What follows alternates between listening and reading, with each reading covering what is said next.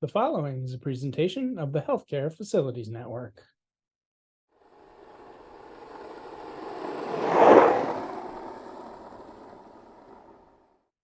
Hello and welcome to the Healthcare Facilities Network. I am your host, Peter Martin of Gosselin Martin Associates in the Healthcare Facilities Network. As always, thank you for clicking on this particular episode. I want to thank my guest, James Krause, for joining me today. James, welcome. Greetings, Peter. Greetings to you as well. So I will give a brief overview, and then I'll kick it over to James to give a little more detail. But James has more than 30 plus years of experience in healthcare planning, design, construction, master planning, benchmarking. This discussion will kind of revolve around James's unique approach to benchmarking, his work in benchmarking. We'll delve into detail. The reason James is on, he sent me an email after one of my Stephen Call episodes, and we started to talk about benchmarking. And he, over our discussions, I was like, well, let's have you on the show. And so that's how James is here. So he's been out on his own since 2016 in a consulting capacity. So that's a little bit over 8 years. Prior to that, he was with the Huron Consulting Group. As I said, more than 30 plus years of experience in healthcare planning, design, and construction. So James, welcome again. Thank you for the email, introducing yourself. What did I miss in that introduction? Well, Peter, on this last journey of 100 plus hospitals, I've had many discussions and assessment discussions regarding benchmarking. And a couple of things that I found as I've talked to the C-suite, as I've talked to facility managers, is that a lot of the hospitals are kind of grouped together in terms of, say, 150 beds up to 500 beds. Mm-hmm. So one of the things that I've updated is developing a grouping of 3 tiers. So the tier 1 hospitals would be 450 beds plus, tier 2 would be 150 to 400, and then the smaller tier 3 hospitals, what I call tier 3. So that's the first thing that I've observed as I've talked to facility managers. So can you tell me once again, James, because that's good detail. Can you tell me once again, you tier your hospitals by bed count. How do you tier them? What does that look like? Well, the way I've organized the bed types is to compare the large hospitals, the tier 1 hospitals, to each other. Okay. And then the tier 2, of course, would have their own grouping in the tier 3s. And we can see this down here at the lower right of the lower right. And what I found is that the large hospitals are able to leverage their staff and their resources and accomplish a greater amount of square footage maintained per tech. And that is about 34,000 to 45,000 square feet per tech. Then when we get down to the tier 2s, they have less resources and less ability to leverage their resources. And down to 28 to 40,000 square foot per tech.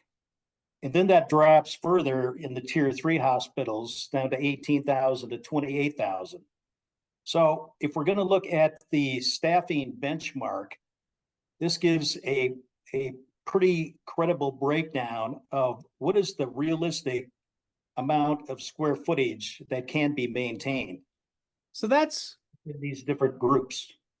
So that's interesting. So you've tiered them, but you've all, I mean, typically, and you've obviously seen this. I mean, you look at some of the ASHI benchmarking that was done 10, 11, 12 years ago, you might see one employee, one facility's employee per 35,000 square feet of space, and that's kind of across the board.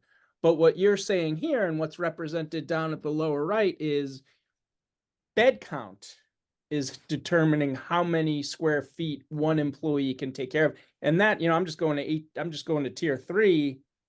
18 to 28,000 square feet. That's significant, in my eyes, kind of significantly below that traditional benchmark where you're just saying 1 FTE per 35,000 square feet, per 40,000 square feet. Is that is what I've said accurate? Does that depict?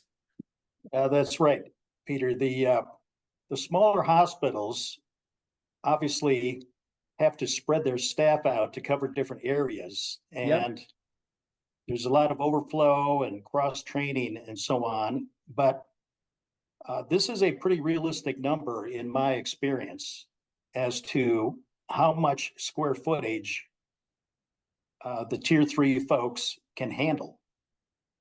And if it gets above that, then we get into an issue of, are we getting our work orders completed? Do we have any non-compliant issues that are not being addressed? But this turns out to be a pretty credible breakdown of how much square footage a tech can handle. And again, I separate out the techs from the management and support staff. And as you could also see there to the right, that the management increases percentage-wise in terms of 10 to 15% of the tier 1s are management and support. And then that drops down to 18 to 22% for the tier 3 hospitals. So this is a good clarification of span of control when you get to these different levels of maintenance. Wait, can you explain that to me again? So 10 to 15%. Can you explain that, the percentage of management staff? Does that say that the percentage of management? What is that saying? I'm sorry. So what that includes the facility directors, facility managers, and the support staff to provide information for the management. So if we have a total staff of, let's say, 40 total department FTEs, and first of all, the techs we will look at in terms of the 34 to 45,000. That just applies to the working techs performing work orders. Okay. So then of that 40, 10% to 15% would be expected to be management and support staff. Okay. So that would be, out of 40, that would be 4 to 6 or so staff would be expected in a tier 1 scenario. And then we get into other issues in terms of, well, perhaps the management staff are also, in addition to plant ops, they may also be managing construction projects, or they may also be dealing with grounds or other issues. The intent of this process is to look at how much work is being performed to plant ops and maintenance. So if we have, for instance, the one FTE director, and half of their work is dealing with construction and other types of projects, then we would count that director as a 0.5. Okay. So the intent to go through is pure focus on maintenance. Okay. And so, that's the first clarification there. What We did just you want to deal with the maintenance staff, and even electricians and carpenters, painters will often get involved with construction projects. It's just what happens in our industry. Right. So let's say we have 4 carpenters. Half of their time is spent doing construction projects. So then I want to isolate out the 2 that are just involved with maintenance. So the numbers are pure plant ops, maintenance focused. Now it's okay that these other skill sets are doing other jobs and other types of skills, but that gives us a very clear understanding of what it costs for us, what's the time required to do work orders, which is basically the engine of plant ops, getting work orders done. Yeah. What is it? Just what is the data that you've compiled through your benchmarking, James? Where did you accumulate it? What's kind of what's your source data? The data comes from individual hospitals that I've assessed, working directly with the facility managers and the directors, as well as the C-suite, to accurately benchmark how well they're performing. And I went through a methodology from the very beginning point of over a period of a decade to collect the information, vet their information, and then process. And as I mentioned previous, look at each individual skill set and determine what percentage of that skill set is actively doing maintenance. And we want to exclude the activity they're doing outside of the plan ops maintenance activity. Wow. So through over 100 hospitals, I've been able to collect the data with this same methodology. And it's fascinating to me how compelling that information was in terms of once we've collected the data, processed it, how aligned they become. So over 100 hospitals is where my basic case study data has come from. So what is this? We're staying just on this slide. I'm interested, your maintenance intensity factors. Can you explain that? What most campuses consist of different building types. What's the maintenance intensity factor? And can you give a little detail behind this top left?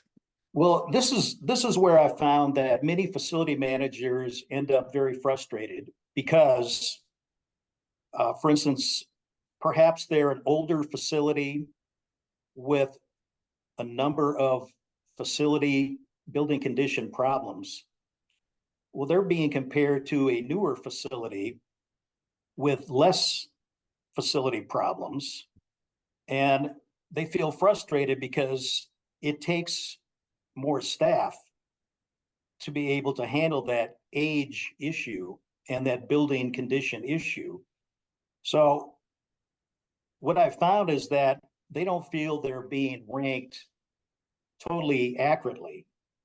So what I found as I developed this process is that there's a way that we can accommodate, first of all, the age and condition, but second of all, we have many different building types on a typical large campus that are being maintained by plan ops. So I developed a method here where I use the hospital square footage as the baseline. And if the folks are maintaining research buildings, clinics and medical office and so on, as my example shows here, for instance, we have 100,000 gross square feet of MOB, medical office, that they're maintaining. So it's important then to normalize that square footage and apply it to the baseline of the hospital square footage. And I found in the industry that it's about 1/3 of the maintenance level compared to that of a hospital. Okay. If you've got a 1 million square foot hospital, scenario A, being compared to 1 million square foot of hospital campus with scenario B, who maybe have 750,000 square foot hospital, but they've got another 250,000 square feet of MOB, clinic, outpatient services. They each have 1 million square feet, but case scenario A has more hospital square footage compared to scenario B, which is dealing with 25% of their buildings are lower maintenance intensities. So this allows us a way to normalize all the square footage, and then gives us the great opportunity now to compare any particular campus with any other campus, because we've normalized the square footage to what I call the adjusted square feet. And that adjusted square feet gives us great opportunity to compare a lot of other metrics. So as you can see on the list, based on grouping of percentages there, even the parking garage, they have to maintain the parking garage. Garages are often excluded from some of the benchmarking data. Yep. But parking garage is an 8 to 15% factor. So say 100,000 square foot garage would factor down to a 10,000 square foot adjusted, normalized square footage. And the facility managers really appreciate this because they know that they're maintaining these buildings, but they don't get any credit for it. So I found a lot of consensus that these are basically what the factors are for each of the building types. And then that allows us a lot of mileage to be able to look at a lot of other operational metrics within operations. So how do you use this information, or what? So you normalize the square footage, and then what? That allows us to then go into the adjusted square foot, look at their current working techs, and now we have an actual ranking as to how they perform compared to their peers on a square foot per working tech basis. And again, this would only be the techs, not the management or the support folks. Yeah. So we're looking at actual hands-on work being accomplished, primarily with work orders. And it looks like and I'm just going by the slide here, you are also taking into account the age of the building, the square footage. When I say, you have total distance factor, travel distance, is that 20 miles versus 50 miles if you're a critical access hospital? That's correct. And a lot of working techs for multi-campus sites is, say, an electrician will go from site A to site B to site C, and that travel distance time will factor in for them to be able to perform at multiple campuses. Yeah. And if that's an extensive distance, then we should account for that as well, to allow them to focus what's their time value on doing work orders from location to location. I've also found that roof square footage is another issue that often does not get into the mix. Extensive roofs require incrementally more staff to be able to go through and maintain any of the roof issues that are going on. So if we get above our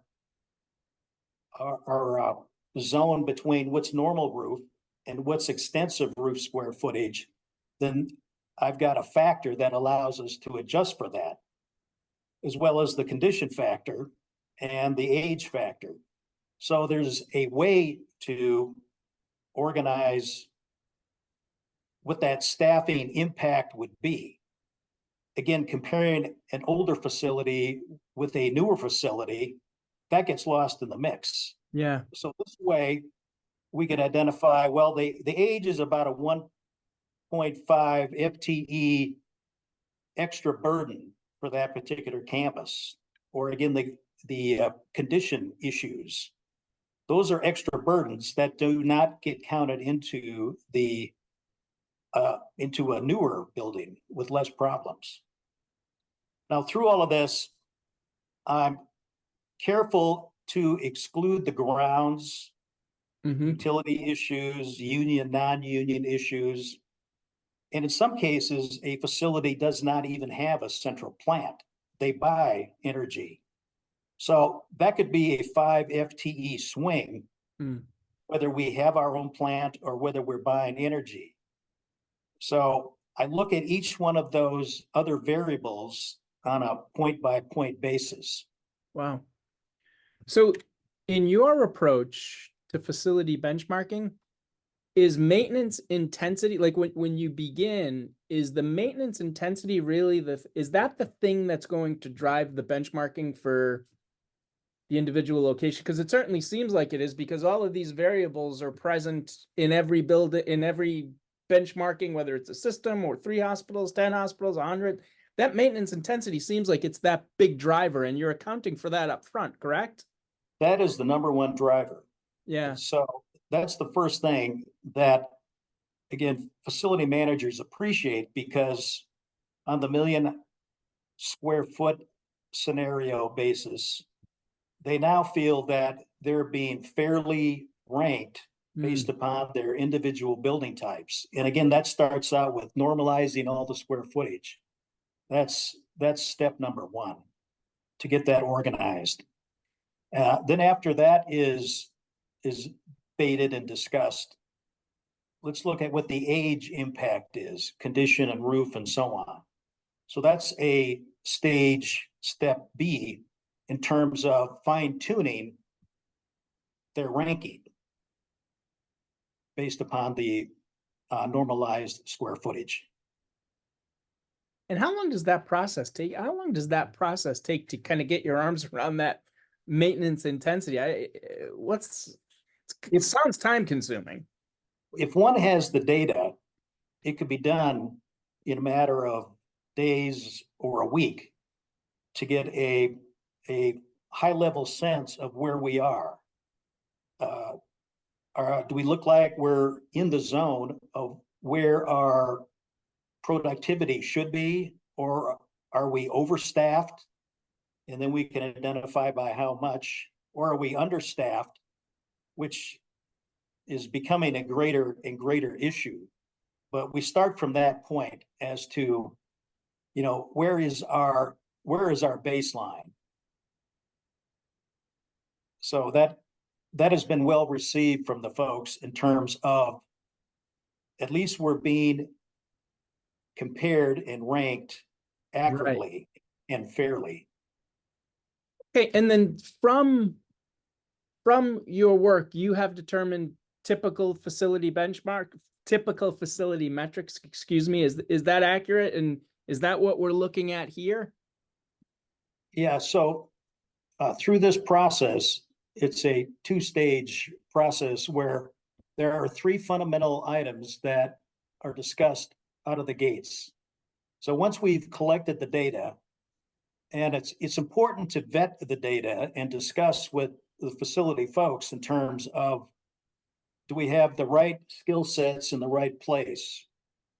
Like, are the carpenters doing 100% maintenance, or are they doing partial construction projects, or the electricians and so on? So we'll vet that and identify how many working techs we have performing maintenance. Then we apply the adjusted square foot number to that, the normalized square footage, and we come up with a very realistic ranking of how they are performing.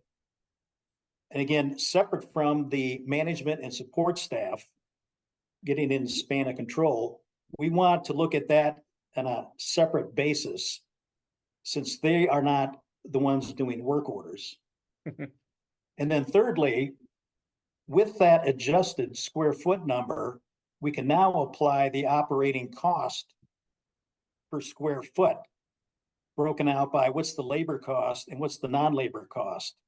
So we get a good sense as to how they perform, number one, with working techs, and then also what's their cost, and how does the labor cost compare to the non-labor cost, which is supplies, purchase services, and so on. So that gives the big picture as to a starting point. That's what I want to ask. relative to this process, the high level, stage one, the assessment, do most organizations, do you find that hospitals have that data for you? I guess in general, when you're trying to find it, where do you find that most hospitals, or do most hospitals lie in a certain area relative to do they have the data? What do you find out there when you're doing this? Well, the data is actually pretty simple in that basically, number one, what is the total building square footage that is being maintained by the facilities group? Mm-hmm. And of course, we go through the normalization process. So all folks generally have that information. Secondly, of course, they'll have the breakdown of staff, director level support, and then by all the technical staff. And so they'll have that information.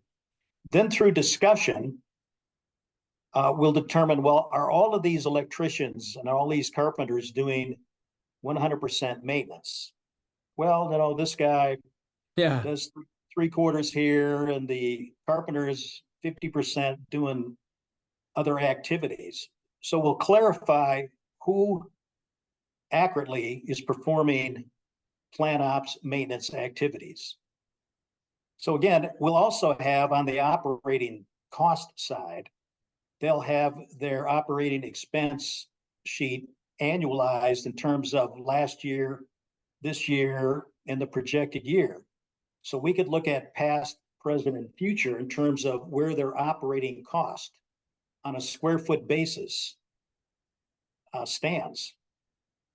And something that does happen in terms of benchmarking, I've found that it typically goes towards how many staff you have, which is only half the story.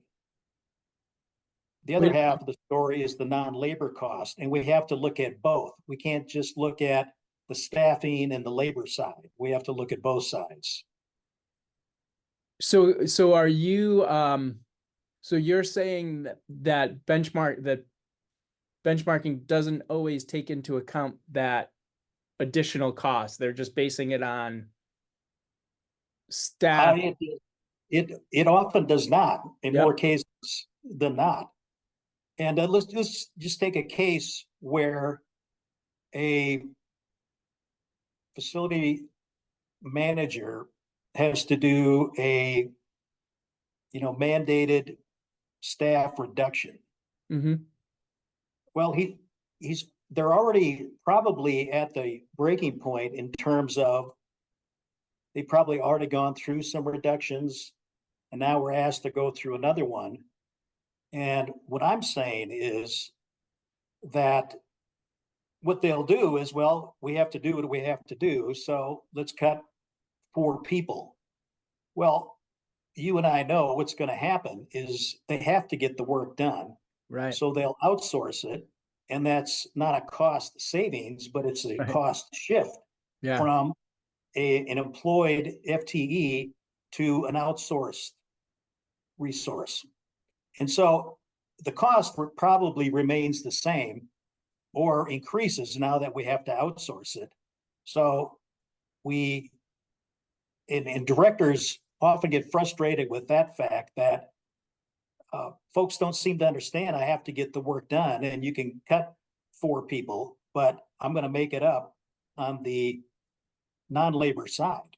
Yeah. Yep. And I guess that, to me, seems to be pretty obvious, but when the edict comes down in terms of reduced staff, they don't take the other side into account. Gotcha. And that's important. This concludes episode 1. Please return to the Healthcare Facilities Network in the near future to view episode 2. And as always, thank you for watching. So what is stage 2? What is stage 2 saying right there? Well, through the 100+ hospitals and detailed discussions, another couple of quick points is that we can now look at what the FTE ratio is per staff bed or per operating bed and see how close that is. Another item I've found is that there are four primary skills that are very consistent throughout the industry. And that is the general techs, the general mechanics, the HVAC techs, third is the electricians, and then fourth are the plumbers. I found a strong alignment between all the other campuses and how they handle the primary skills, separate from what I call the specialists. And that would entail for instance, the stationary engineers, where again, one facility may have a plant, central plant, where another facility doesn't have one. They just buy energy. Well, so that's a big swag in terms of that area. I found painters to be another big swag, where some folks will have 2 painters, other folks will have 12 painters, just based upon, well, we want to paint our buildings every year instead of every 3rd year. So that was a big revelation to me in terms of how those 4 primary skills are being organized. 4 primary skill sets that you're talking about, correct? Right here in the middle? That's right. So yeah. What I'm showing here, maintenance and support will be in the 10 to 15% of the total department, leaving us 85 to 90% of the working folks doing work orders. And that breakdown is very consistent throughout the country. Of about 27% are the general maintenance mechanics, HVAC is about 16, electricians 13, plumbers 12. Another interesting point is that the 4 primaries will represent about 2/3 of the total tech staff, where the specialties, the stationary engineers, painters, and so on, are 1/3. And the specialty side will swing a lot more than the 4 primaries. But it's a 2/3 to 1/3 relationship of identifying the 4 primary skills.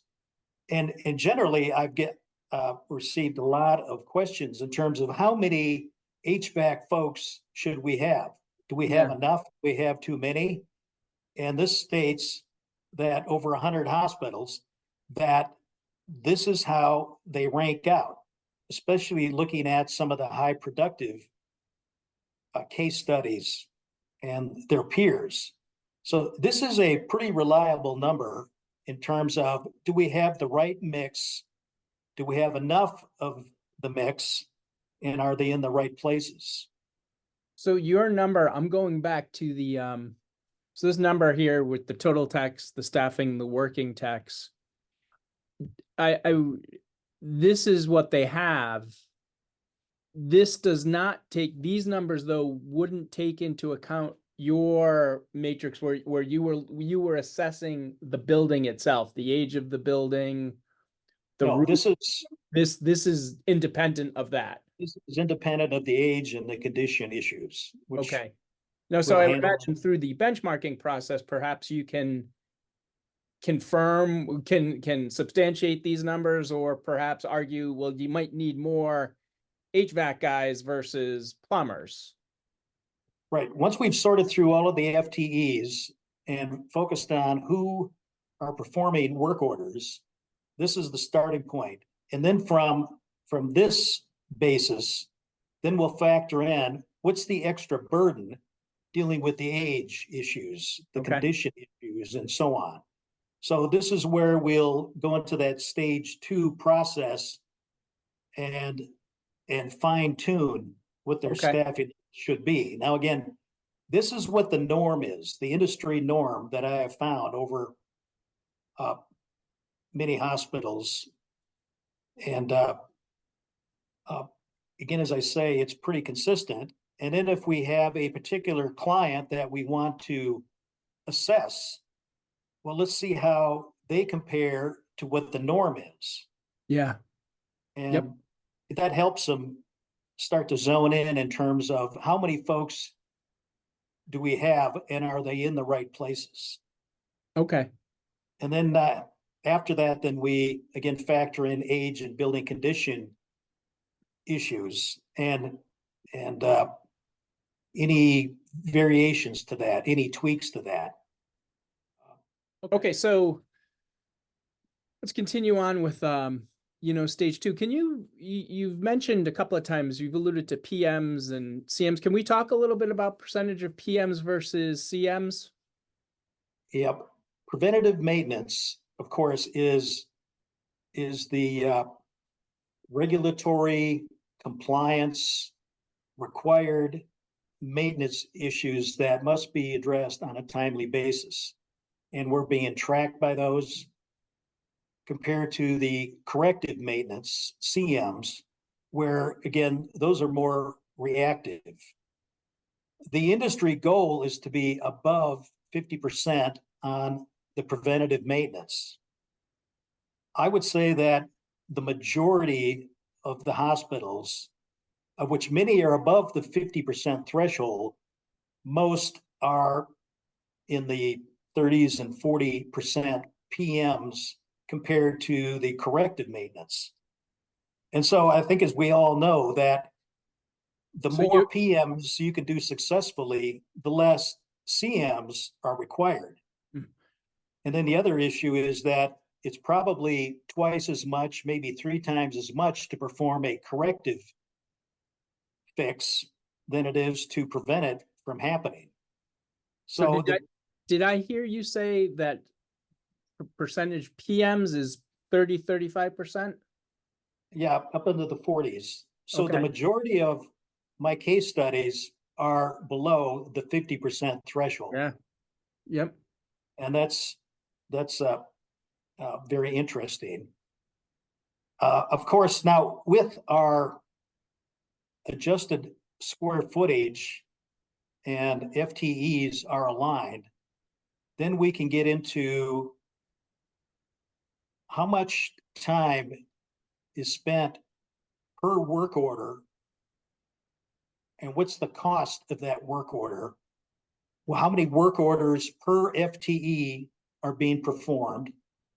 Or a lot of folks use how many work orders per 1,000 square feet we use, but the completion rates and the compliance issues become a part of it. If we find that facility staff are overtaxed, they may be falling behind on completion rates or compliance issues. So that's where it starts to become an issue, when some of the work is not being completed effectively. Yeah. Yeah. I mean, I imagine that starts to create that domino where you are behind and falling behind further. And that again is where the focus is on the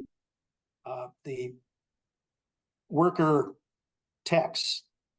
They're the ones that have to get the work completed. They're the engine of the department. And work order production is important. How long does it take to perform a work order? And we've got an example here of how we can compare the high performers with the lower performers in some of my research. All right, so let's look at that, James. What are we looking at here? This group of hospitals are tier 1s, 450 beds plus. Okay. And it represents 26 academic and major medical centers, of which there's actually 13 AMCs and 13 major medical centers. Okay. What I was able to do after getting everything normalized and all the data input, I determined that of those 26, 8 were what I call the high productive or the high flyers, and the mid-level and the low level. Let's just take a look at the performance.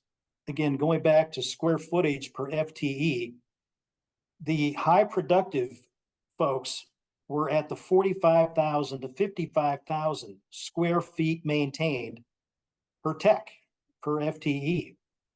And then as we go to the mid-level and the low level, the lower level folks in this group were essentially half the production compared to the high performers. So let's look at this hours per work order. I'm going right to your very bottom there. What is that number telling? What is that telling me? That's telling us that the high production folks are doing a work order in 1.2 hours. Okay.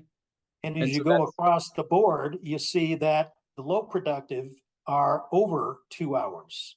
Wow. So that's 2 hours for a work order. That's 2 hours per work order. And that's combined PMs and CMs. Okay. So work order is defined as PM, CM. That's correct. PM or CM. Okay. And so what's interesting is on the high productive side, the staff are performing twice the level as the low productive side, and they're still able to do work order in a lot less time than the low productive side. And then let's jump into the middle portion there. On a cost per square foot basis, this is total labor and non-labor costs per adjusted square feet again. Once we've adjusted the square feet, we can get a lot of mileage out of what their costs are, broken out labor versus non-labor. And you see that the cost, not only are they performing more square footage, they are doing it on a lower cost basis per square foot, and they're doing each work order at a lot less time. Yeah. So does this make the low production folks, good or bad, or right or wrong? The point of it is, in most cases, they don't really know how they rank. And if they had a goal, if they had a target, they could start to focus on that target and where they rank. So this is quite telling in terms of what I call the 26 tier ones. Were you able to determine why it took longer? Could it be, was it, for the low productive, was it because maybe they didn't have as many employees? Were there any causes that you were able to identify behind the why? A couple of things.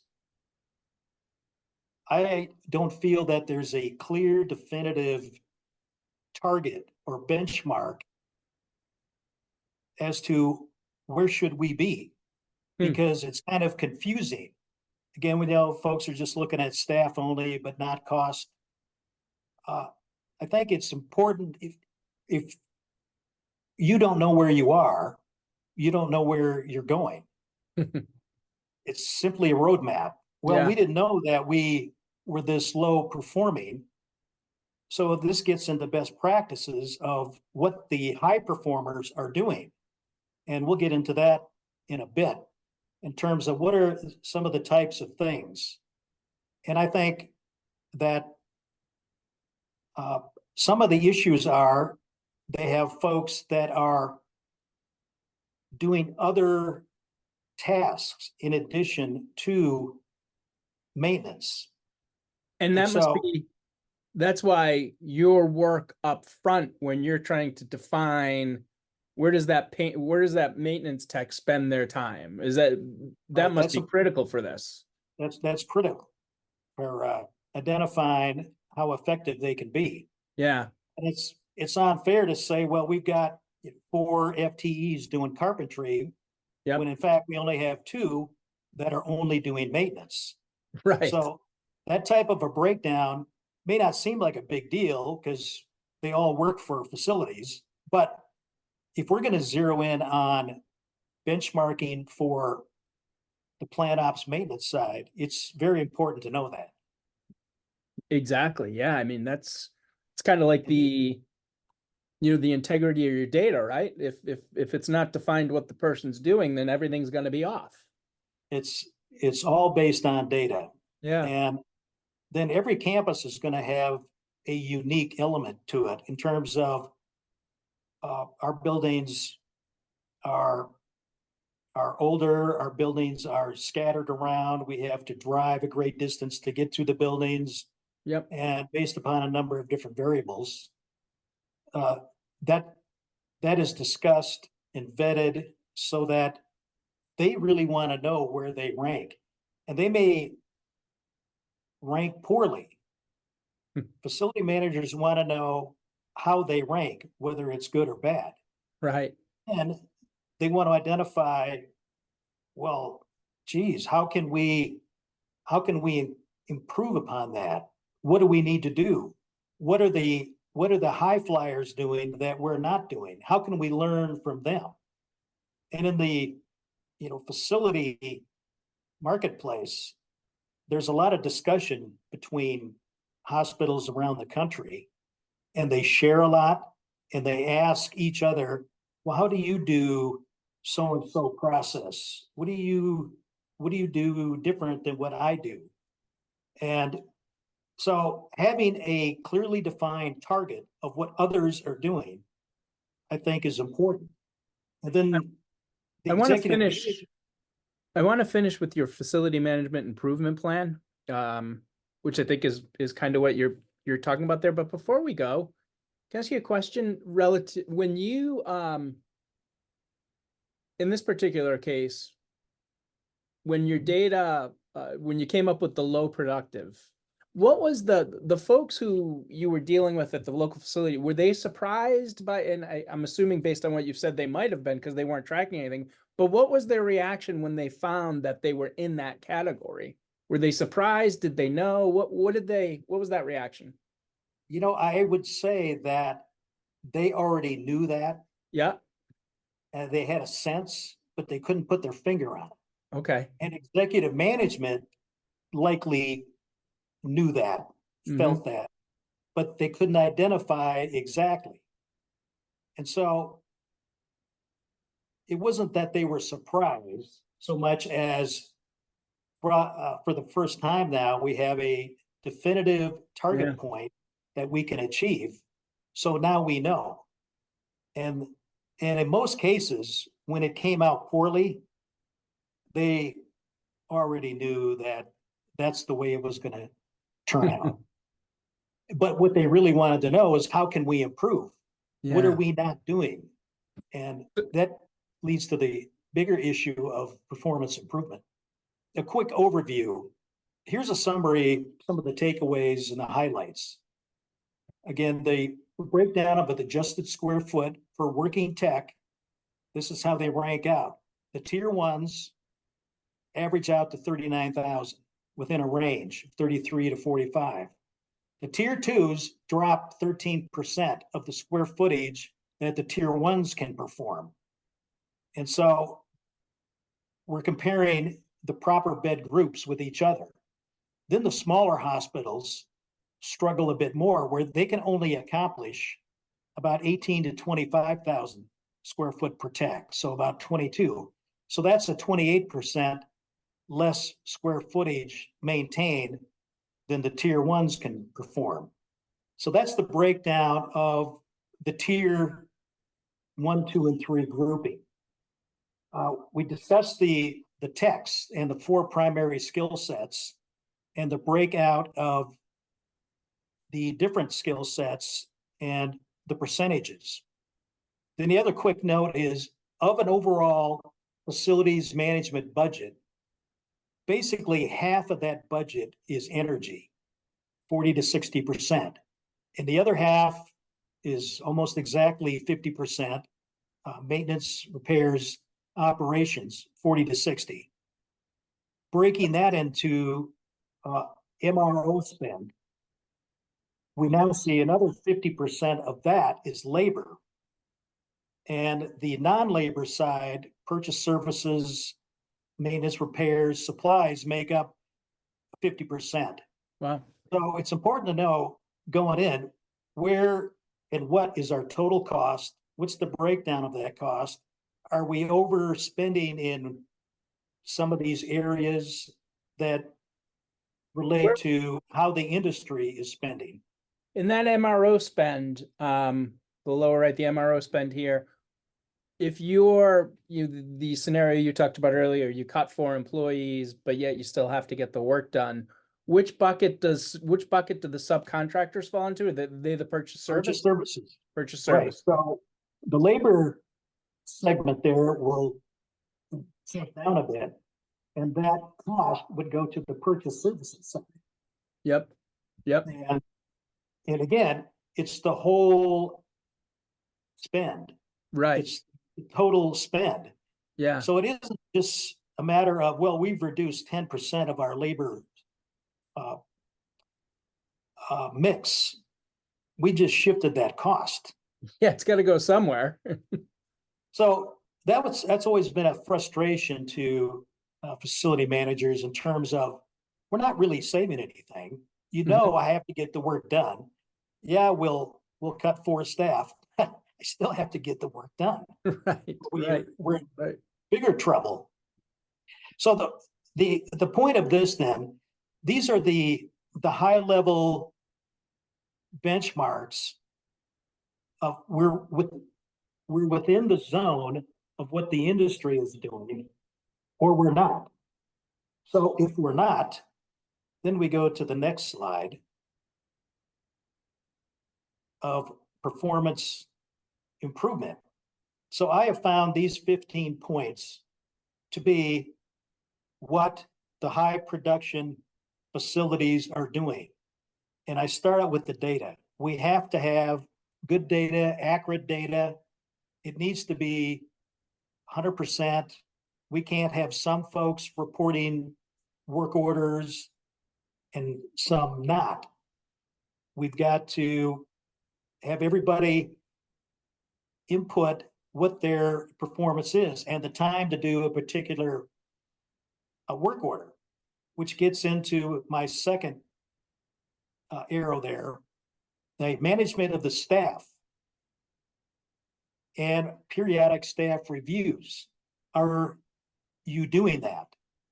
Are you able to complete an air handler PM within the prescribed time? Let's say it's an hour and a half. If you're taking 2 hours to do an air handler PM, the point is not to punish you. The point is, okay, we got other folks doing it in an hour, 20 minutes. Yep. So let's have you learn from the guys that are doing it efficiently. So that is essential. First of all, knowing what an air handler PM should be. And then the folks that are not achieving that can learn and strive to perform better. Dropping down to number 8, I have found that executive management will sometimes out of the blue, will perform and request a certain project, and it might not even be a maintenance project. They'll expect the maintenance staff to do let's say it's a resurfacing or a fresh up of a certain department. Well, that's actually not maintenance, that's more construction. And so they'll request that maintenance staff do this non-maintenance work, but they do not give them the resources to be able to do that. It is an expectation that they will want the facility folks to do. So that comes into issue more often than not. If you're going to expect something, we need to provide these resources. Right. Getting the 4 primary skill sets in the right zone, I think, is very important. And again, that's a pretty consistent number. And if we're not properly aligned in that area, then that is an important task. Number 11, process redesign. There's always time and room to improve the process. So that, of course, gets into a number of areas and KPIs, key performance indicators of how we continually improve. And not only that, how do we measure our improvement?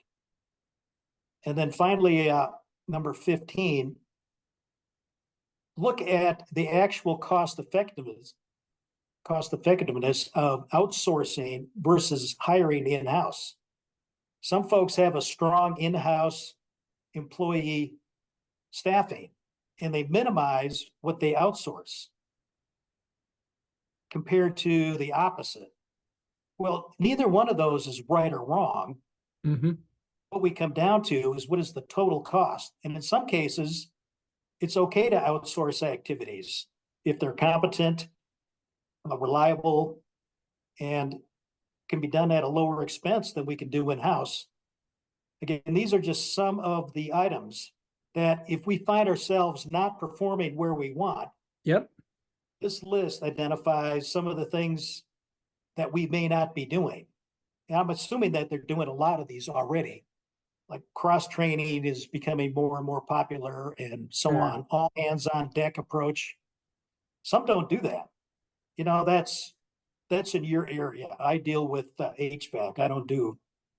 Well, you know, though, you look at some, I mean, and you've just, you've ticked off 6 items on here, but as you were talking, I was just, thinking to myself that the, the lack of skilled employees, the multiple accountabilities that get thrown to the environment of today argues against some of doing these things, not because they're not good to do, but because it's just, it's overwhelming. Like, you can't find the skills.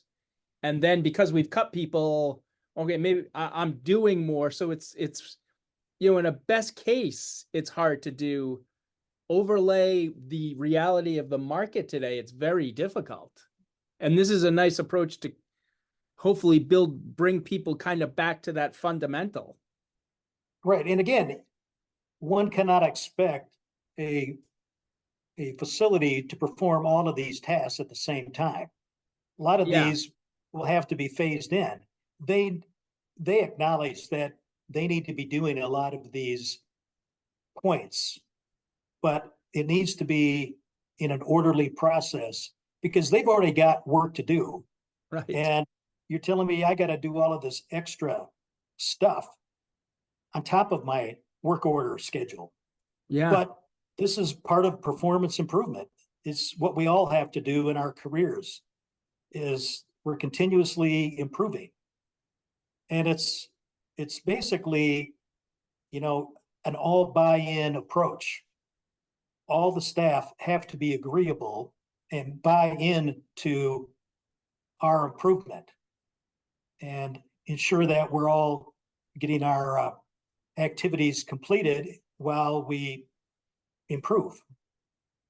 Well, my guest, James Krause from Krause Consulting. James, you have a ton of information. So if you're watching this, we kind of skimmed through. There's lots of great detail, metrics, data that simply can't be shared through 1 hour. But if somebody wanted to either, I mean, your contact information has been there, but where would somebody go for more information if they wanted more information kind of on your benchmarking approach, they wanted to talk to you a little bit more, where would they go?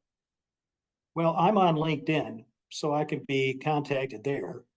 And of course, I would be delighted to chat, talk, email, text, answer questions, of which I'm sure there's quite a few. But through the LinkedIn would be easiest way. So as we close, and thank you for your time today, what is there anything that we didn't, is there anything we didn't get to that you think is just a kind of a takeaway without them to leave with guests relative to the benchmarking process? I mean, I think we've talked about the big things, but is there anything that we didn't get to that you think is just leave as a little morsel for folks? Again, I'll reiterate my point of, if we feel that we have to improve, we have to know what our starting point is. Mm-hmm.